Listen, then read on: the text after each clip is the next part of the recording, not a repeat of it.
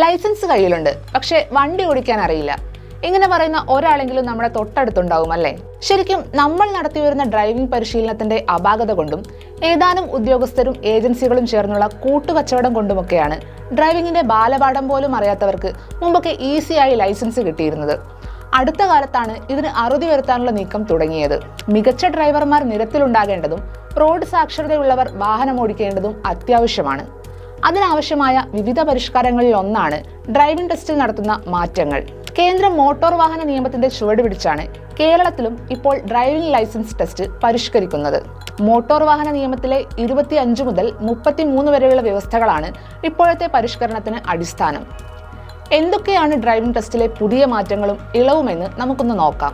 Motor cycle with gear വിഭാഗത്തിൽ driving ടെസ്റ്റിന് കാൽപാദം കൊണ്ട് പ്രവർത്തിപ്പിക്കാവുന്ന ഗിയർ സെലക്ഷനുള്ള 95 cc മുകളിലുള്ള മോട്ടോർ സൈക്കിൾ ഉപയോഗിക്കണം. ഇതിന് 3 മാസത്തെ സാവകാശം അനുവദിച്ചു. ഡ്രൈവിംഗ് സ്കൂളുകൾ പരിശീലനത്തിന് 15 വർഷത്തിലധികം പഴക്കമുള്ള വാഹനം ഉപയോഗിക്കരുത്.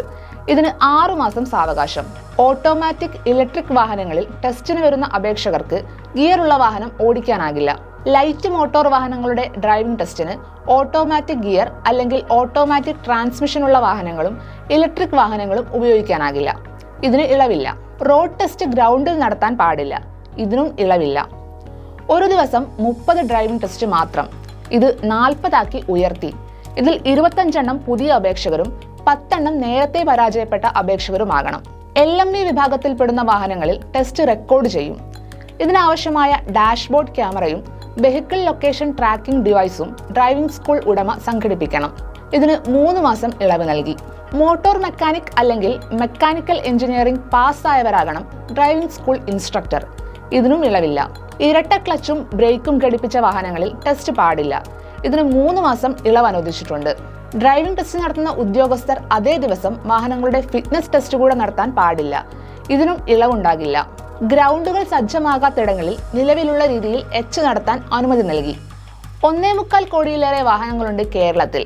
വ്യക്തമായ ഡ്രൈവിംഗ് ധാരണയില്ലാത്തവർ റോഡിലിറങ്ങുന്നത് മൂലം പലതരത്തിലുള്ള പ്രശ്നങ്ങളാണ് ഉണ്ടാകുന്നത്. നിയമം ലംഘിക്കുക, അക്ഷമയോടെ വാഹനം ഓടിക്കുക, ട്രാഫിക് ബ്ലോക്കുകൾ ഉണ്ടാക്കുകയൊക്കെ പതിവ് കാഴ്ചയായി. 100ഓളം അപകടങ്ങൾ ദിവസവും റിപ്പോർട്ട് ചെയ്യുന്ന കേരളത്തിലെ പ്രധാന പ്രശ്നം റോഡ് സാക്ഷരതയില്ലായ്മയുമാണ്. ഇതിനൊരു മാറ്റം വേണം. ആ പരിശ്രമത്തിലാണ് സർക്കാർ. ഹെൽമറ്റ് നിർബന്ധമാക്കിയപ്പോഴും സീറ്റ് ബെൽറ്റ് കർശനമാക്കിയപ്പോഴും AI ക്യാമറകൾ സ്ഥാപിച്ചപ്പോഴും ചില കേന്ദ്രങ്ങളൊക്കെ വലിയ എതിർപ്പ് ഉയർത്തിയിരുന്നു. പക്ഷേ അവ നിരത്തുകളിൽ ഉണ്ടാക്കിയ മാറ്റം വലുതാണ്. അപകടങ്ങളും മരണങ്ങളും നിയമലംഘനങ്ങളും കുറച്ചു. ഇത്തരം അനുഭവങ്ങളുടെ പശ്ചാത്തലത്തിൽ വേണം പുതിയ പരിഷ്കാരങ്ങളെയും വിലയിരുത്താൻ. ട്രാഫിക് നിയമബോധവൽക്കരണവും ഡ്രൈവിംഗ് മികവും പുലർത്തിയാൽ കേരളത്തിലെ വാഹനാപകട നിരക്ക് കുറയുമെന്ന കാര്യം ഉറപ്പാണ്.